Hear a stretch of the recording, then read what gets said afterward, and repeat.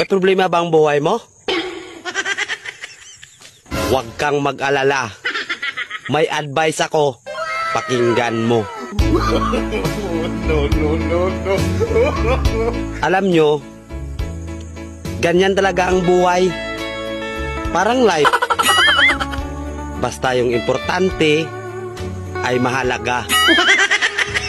At kung saan ka masaya, dun ka happy. Basta wag kang maniwala sa swerte. Kasi malas yun.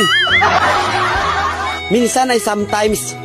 Kaya matuto tayong tumanggap ng acceptance. Halimbawa, for example, ang baby ay sanggol. So kung di mo intindihin, you don't understand. Basta kaibigan, lagi mong tatandaan that wherever you go are there. At the end of the day, ay gabi na. At alam mo, walang umaga sa Japan. Kasi lahat sila ay hapon.